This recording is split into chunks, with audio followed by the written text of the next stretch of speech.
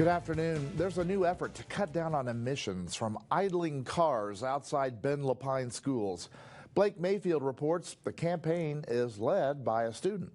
My mom works for a local nonprofit, Deschutes Land Trust, and I've kind of just been, like, the values of conservation and sustainability have kind of been instilled in me since I was pretty young. Will Mowry is a junior at Bend High School. This week, he presented an idle-free campaign to the Bend Lapine School Board. The goal is to discourage drivers from leaving their cars running in drop-off and pickup lines, like in these lines this week at Bear Creek and Bend High.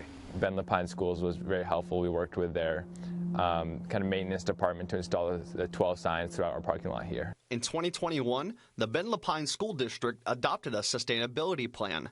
It included volunteers tracking idling vehicles at schools and creating times when idling is allowed during extreme cold or heat.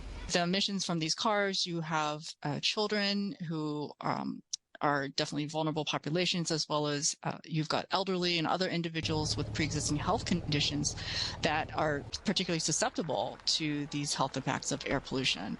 According to the Oregon DEQ, transportation contributes 35% to the state's total greenhouse gas emissions, making it the single biggest producer. Kids who walk or bike to school, there's studies done that their brains are working better when they get to school. Jim Elliott is a member of Bend Bike's board of directors.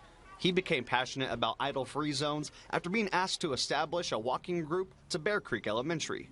If we can make the streets safer, put in more crosswalks, slow the cars, more kids could walk to school, that would do two things. It would provide them a chance for exercise and independence. It would also free up the parents. Think about all the time parents spend sitting in cars. Mowry's idle-free zone signs have been up for about a year, and he's encouraged by their impact. I think we need to do a part to fight climate change, and my generation, I think, is the right people to do it because these issues are going to be impacting us.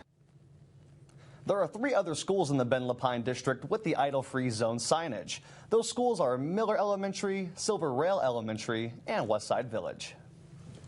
Now, Blake, I've heard from different sources that if you turn your car off and on, it wastes more gas than just idling.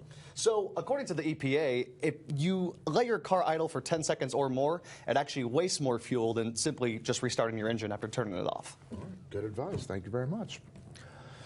Well, in our web poll tonight, we want to know, should all local schools have this idle-free zone? To weigh in, head over to our webpage, ktvz.com.